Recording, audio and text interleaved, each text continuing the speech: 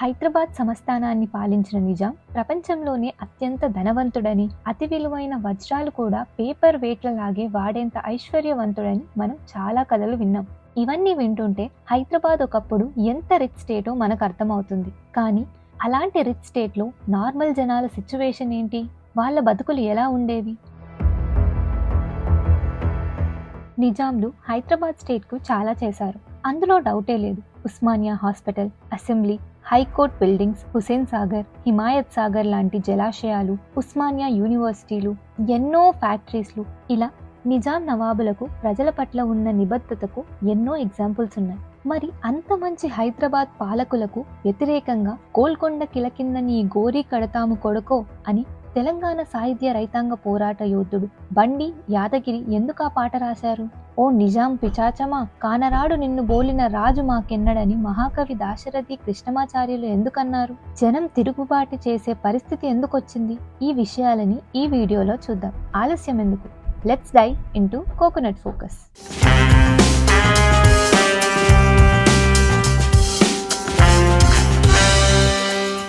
నిజాం చరిత్ర చూసే ముందు మనం ఒకసారి హైదరాబాద్ చరిత్రను చూద్దాం. హైదరాబాద్ మూలాలు గోల్కొండ కోటలో ఉన్నాయి. 11వ శతాబ్దంలో కాకతీయుల పాలనలో దీన్ని చిన్న మట్టి కోటలా కట్టారు. తరువాత కాలంలో దీనిపై కంట్రోల్ కాకతీయుల నుంచి ఢిల్లీ సుల్తాన్లకు, వారి నుంచి బహుమానీ సుల్తాన్లకు, వారి నుంచి కుతుబ్ షాలకు వెళ్ళింది. ఇక కుతుబ్ షా పాలనలోనే హైదరాబాద్ నగరానికి పునాదులు పడ్డాయి. చార్మినార్, మక్కా మసీద్ వీళ్ళే నిర్మించారు. 1590లో కుతుబ్ షా రాజధాని గోల్కొండ నుంచి హైదరాబాద్కు మారింది. అయితే మొఘళ్ళు ఈ రాజ్యాన్ని చేజెక్కించుకున్న తరువాత అసఫ్ జాహీ వంశానికి చెందిన మీర్ కుమారుద్దీన్ ఖాన్ సిద్దికీని 1714లో దక్కన్ వైస్రాయిగా నియమించారు. ఇతడే అసఫ్ జా 1. అలా మొఘళ్ళ రిప్రజెంటేటివ్గా హైదరాబాద్కు వచ్చిన అసఫ్ జా 1 1724లో ముజారిజ్ ఖాన్ని ఓడించి సర్వాధిపత్యాన్ని సాధించాడు. రాజ్యానికి హైదరాబాద్ దక్కన్ అని పేరు పెట్టి పాలించడం మొదలుపెట్టాడు. అతడి బిరుదే నిజాం ఉల్ ముల్క్, అంటే రాజ్య పరిపాలకుడని అర్థం. ఇదే షార్ట్కట్లో నిజాంగా మారింది. అసఫ్ జాహీల వంశం కాస్త నిజాం వంశంగా మారింది.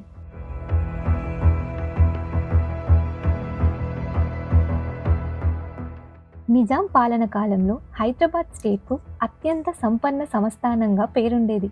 ఇందుకు మెయిన్ రీజన్ గోల్కొండ మైన్స్. ఆ టైం పీరియడ్లో వరల్డ్ డైమండ్స్ కు రెండే సోర్సెస్, ఒకటి దక్షిణాఫ్రికా మైన్స్, ఇంకొకటి గోల్కొండ మైన్స్. అప్పట్లో 7వ నిజాం వరల్డ్ లోనే మోస్ట్ రిచెస్ట్ పర్సన్. ఈయన ఆస్తి దాదాపు $200 కోట్ల. ఆ టైంలో అమెరికా జీడిపి $20,000 కోట్ల. అంటే నిజాం ఆస్తి అమెరికా ఎకానమీలో 1%తో సమానం. అదే లెక్కన ఫోర్బ్స్ మ్యాగజైన్ ప్రస్తుతం నిజాం సంపదన ఎంత ఉండొచ్చని 2008లో ఒక లెక్క వేసింది. దాని ప్రకారం నిజాం ఆస్తుల వాల్యూ $20,000 కోట్ల. అంటే ప్రస్తుతం ఇండియన్ కరెన్సీలో 17.4 లక్షల కోట్ల రూపాయలు. 185 క్యారెట్ల జాకోబ్ డైమండ్ ను 7వ నిజాం పేపర్ వెయిట్ గా పెట్టుకునేవాడంటే అర్థం చేసుకోండి అతడు ఎంత రిచ్చో. ఇంతటి రిచెస్ట్ రూలర్ పరమ పిసినారి కావడం, ఈ రిచెస్ట్ స్టేట్ లో ఉన్న ప్రజలు నిరుపేదలు కావడం చాలా విచిత్రమైన విషయం.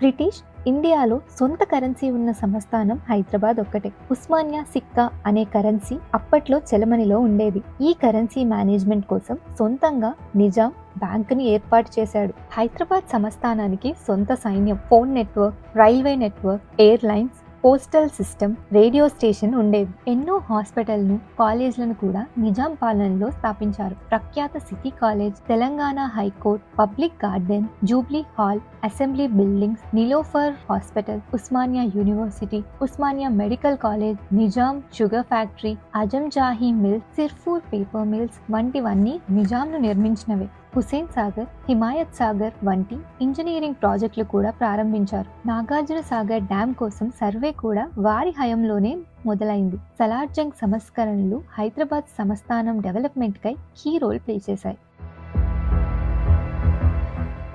ఇన్ని చేసిన నిజాంపై జనం ఎందుకు తిరగబడ్డారు? ఇదే కదా మీ డౌట్. ఇప్పుడు ఈ విషయానికే వద్దాం. ప్రతి కాయిన్ కు 2 సైడ్స్ ఉంటాయి. నిజాం పాలనలో డార్క్ సైడ్ కూడా ఉంది. హైదరాబాద్ సంస్థానంలో మెజారిటీ వర్గం హిందువులదే. కానీ పాలకులైన నిజాంలు, వారి చుట్టూ కీలక పదవుల్లో ఉన్న వాళ్ళు ముస్లింలు. ఎంత లేదన్నా హిందువుల పట్ల వివక్ష స్పష్టంగా కనిపించేది. ఉద్యోగాలు ఎక్కువగా ముస్లింలకే దక్కేవి. ఇంకా అప్పట్లో రాజ్యంలో అత్యధికంగా మాట్లాడే తెలుగు కాకుండా ఉర్దూ అధికార భాషగా ఉండేది. అన్నీ ఉర్దూ మీడియం స్కూల్సే, అందరూ ఉర్దూలోనే చదవాలి. అందుకే ముస్లిమ్స్లలోనే లిటరసీ రేట్ ఎక్కువగా ఉండేది. ఇక ఉస్మానియా యూనివర్సిటీకి నాన్ ముస్లింలు కూడా ముస్లిం డ్రెస్సింగ్ స్టైల్లోనే రావాలనేవారు. ధోతీలు కట్టుకోవడం నిషేధం. హిందువుల పండుగలు యూనివర్సిటీలో జరుపుకునేవారు కాదు. వందే మాతరం పాడటం నిషేధం. స్కూళ్లలోనూ ఇదే సిచ్యువేషన్. ఒకవేళ ఎవరైనా వందే మాతరం పాడితే క్షమాపణ చెప్పాలి, లేకపోతే టీసీ ఇచ్చి పంపేసేవారు.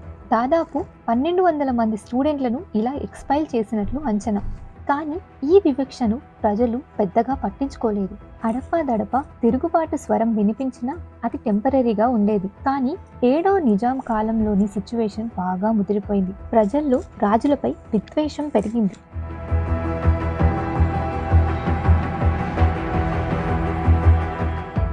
7వ నిజాం పాలన 1911 నుంచి 1945 వరకు సాగింది. నిజానికి ఆయనకు ప్రోగ్రెసివ్ రూలర్ అని పేరుండేది. మోడర్న్ హైదరాబాద్ ఆర్కిటెక్ట్గా కూడా అతన్ని పిలుస్తుంటారు. కానీ 1947లో బ్రిటిష్ పాలకుల నుంచి మిగతా ఇండియాకు స్వాతంత్రం వచ్చాక పరిస్థితి మొత్తం మారిపోయింది. నిజాం ప్రజల పట్ల కాలయముడయ్యాడు. ఇండియాకు స్వతంత్రం వచ్చాక సంస్థానాలు అవున్న స్థలాలను బట్టి ఇండియాలో, పాకిస్తాన్లో విలీనం కావడం మొదలైంది. నిజాం కూడా తన రాజ్యాన్ని ఇండియాలో కలిపేయాలన్న పరిస్థితి. కానీ పాకిస్తాన్ జాతిపిత జిన్నా ప్రభావంతో నిజాం హైదరాబాద్ను ఇండిపెండెంట్ స్టేట్గా ఉంచాలనుకున్నాడు. ఆబ్వియస్గా ప్రజలకు ఈ విషయం ఇష్టం లేదు. ఇక తనపై వాళ్ళు ఎక్కడ తిరుగుబాటు చేస్తారో అనే భయంతో రజాకార్లను ప్రజల మీదకు వదిలాడు నిజాం. కాసిం రజ్వీ నాయకత్వంలోని ఎంఐఎం పార్టీ ప్రైవేట్ సైన్యమే ఈ రజాకార్లు. నిజాం ఇచ్చిన స్వేచ్ఛతో వాళ్ళు తెలంగాణలోని గ్రామాలపై రాక్షసుల్లా విరుచుకుపడ్డారు. కిడ్నాప్లు, సామూహిక హత్యాకాండలకు తెగబడ్డారు. వేల మంది మహిళలను గ్యాంగ్ రేప్ చేశారు. నాన్ ముస్లింలే రజాకార్ల టార్గెట్. ఒక స్టేజ్లో హైదరాబాద్ను ముస్లిం మెజారిటీ స్టేట్గా మార్చాలని హిందువులను బెదిరించి బలవంతంగా మత మార్పిడులు చేశారు. రజాకార్ల అకృత్యాలకు వేల మంది బలై ఊర్లకు ఊర్లే శవాల దిబ్బలయ్యాయి. వరంగల్ జిల్లాలోని బైరాన్పల్లి దీనికో ఎగ్జాంపుల్. బైరాన్పల్లి ప్రజలు తమ ఊర్లోకి వచ్చిన రజాకార్లను ఎదుర్కొని తరిమి కొట్టారు. 1 కాదు 2 కాదు, ఇలా 3 సార్లు వాళ్ళు రజాకార్లకు పరాభవం టేస్ట్ చూపించారు. కానీ 4వసారి కాసిం రజ్వీ నాయకత్వంలో పక్కా ప్రణాళికతో రజాకార్ల గ్యాంగ్ ఎంటర్ అయింది. గ్రామానికి కాపలా ఉన్న వ్యక్తుల్ని ముట్టడించి వాళ్ళని పాయింట్ బ్లాక్ రేంజ్లో రజాకార్లు కాల్చి చంపారు. ఊర్లోకి వెళ్లి హిందూ బాలికల బట్టలు విప్పి నగ్నంగా వీధుల్లో తిప్పారు. వాళ్లతో పాటలు పాడిస్తూ డాన్స్లు చేయించారు. గ్రామంలో కనిపించిన మగాళ్ళందరినీ కాల్చి చంపారు. మహిళలను గ్యాంగ్ రేపులు చేశారు. రజాకార్ల నుంచి తమ మానాన్ని కాపాడుకునేందుకు మహిళలు బావిల్లో దూకి సూసైడ్ చేసుకున్నారంటే అప్పటి భయానక పరిస్థితిని ఊహించుకోండి. ఆ రోజు ఏకంగా 96 మందిని రజాకార్లు చంపేశారు. వరంగల్ జిల్లాలోని పెరుమాండ్ల సంకీసాలోనూ ఇదే స్టైల్లో నరమేధానికి పాల్పడ్డారు రజాకార్లు. వారి అరాచకాలకు భయపడి అనేక మంది ప్రజలు ప్రాణాల్ని గుప్పెట్లో పెట్టుకుని వలసబాట పట్టారు.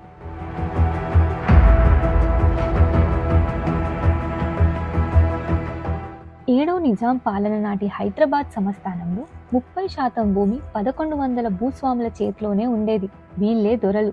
వీరి అరాచకాలు తీవ్రంగా ఉండేవి. జనాలతో వెట్టి చాకిరీ చేయించుకునేవారు. కుల వివక్ష దారుణంగా చూపించేవాళ్ళు. డబ్బులేవి ఇవ్వకుండా జనాలతో గొడ్డు చాకిరీ చేయించుకునేవాళ్ళు. అధిక వడ్డీలతో ప్రజల్ని దోచుకునేవారు. దొరల ఇంట్లలో ఫంక్షన్కు ఊరంతా ఫ్రీగా పనిచేయాల్సిందే. ఊర్లలో దొరలు చెప్పిందే వేదం. ఏది కావాలంటే అది ఇవ్వాల్సిందే. ఈ పరిణామాలన్నీ కలిసి తెలంగాణ రైతాంగ సాయుధ పోరాటానికి దారితీశాయి. జనాల్ని ఉత్తేజపరిచే పోరాట గీతాలు పుట్టాయి. బండెనక బండి కట్టి ఏ బండ్లో పోతావు కొడకో అని నిజాంను నిలదీయడం మొదలైంది. భూమి కోసం, భుక్తి కోసం అంటూ సాగిన ఈ పోరాటాన్ని కమ్యూనిస్టులే ముందుండి నడిపించారు.